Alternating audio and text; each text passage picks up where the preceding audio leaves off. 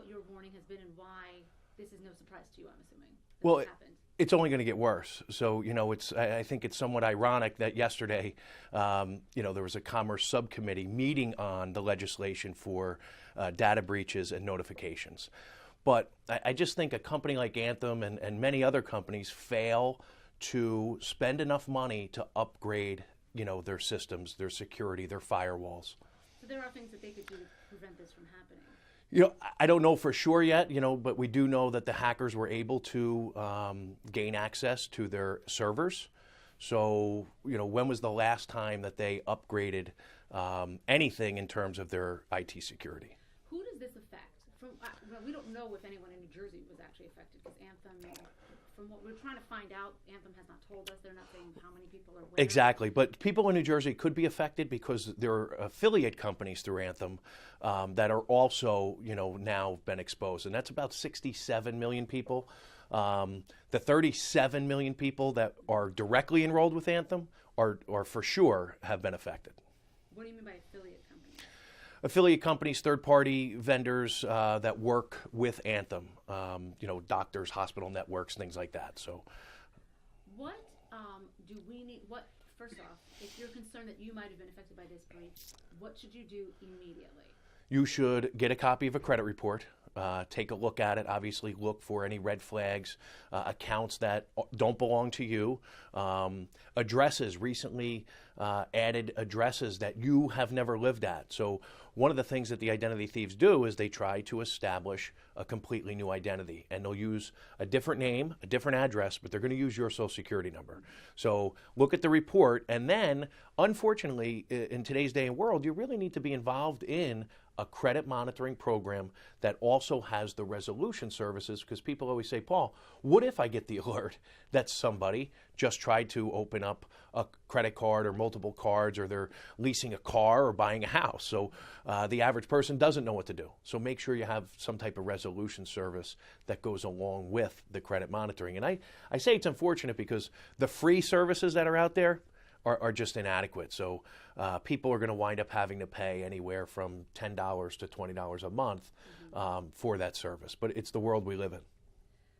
Yeah, tell me about a little more about these programs. These are not things that are offered through the government. These are not things that are offered those free, like what I did, the free fraud.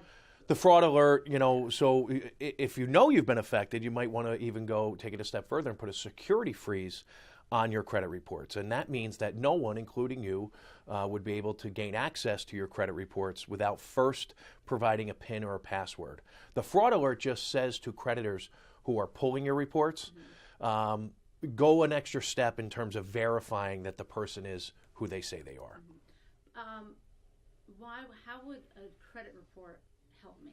Even if someone stole my information yesterday, could they have, with the credit report? So that's where the monitoring comes in. The credit report is a snapshot in real time, and it might not help you if this is something that hasn't been reported yet. So that's where credit monitoring comes in. Once you provide the company with your information, if it's used in any way that's not consistent, you should get an alert via email or text. Tell me more about these.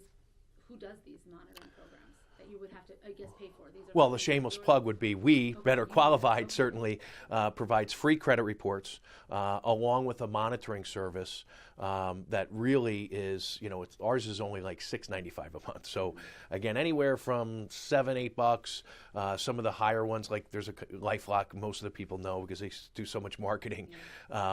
But they're on the upper side, $20, lots of bells and whistles that I don't think you really need. You need to be alerted, and you need to have the resolution service. Someone that's going to help you.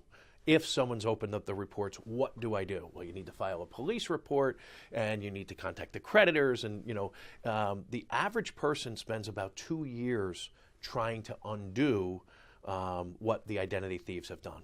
And is this what happened here, this breach? Do you think the company's doing enough to help?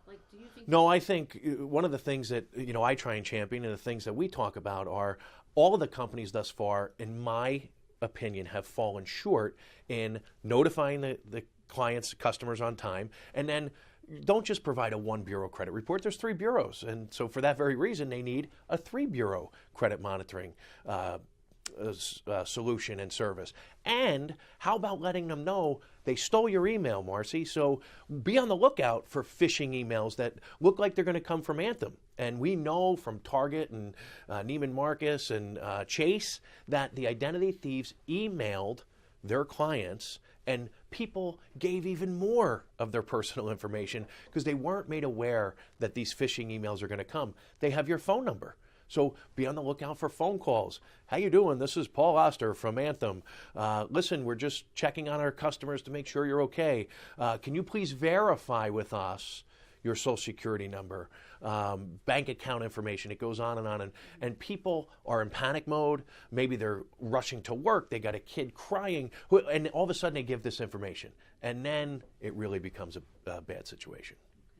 Anything else that you think that we need to bring up in this conversation for folks, whether you're a customer of Anthem or not? Or not, right. So I think the biggest thing for people to realize is don't become numb to this. 2014 was the year of the data breach. Every other day you heard about and people say, well, it didn't hurt me yet. So what they need to realize is that the information is on the black market. It's being sold on the dark web.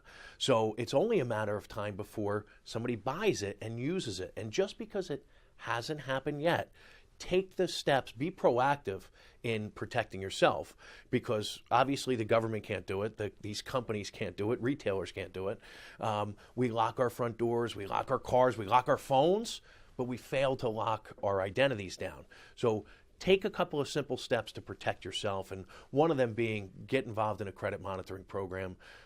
Identity theft is the fastest growing crime, and it's going to continue to be that way because of our dependence on doing everything over the internet. So a monitoring program, any other things? I mean, I guess keep an eye on your account, whether it's your checking account, I'm assuming that's absolutely. You can call and have all of your account numbers changed. You don't have to close accounts and get new accounts, but have the account numbers changed. Change your PINs and passwords. And I say, this is my job. I preach this every day, and people don't do it. They hear it and they go, oh, but it's an inconvenience. But if you don't do it, believe me, it's a far bigger inconvenience if you become a victim of identity theft. So change your PINs and passwords, change your account numbers.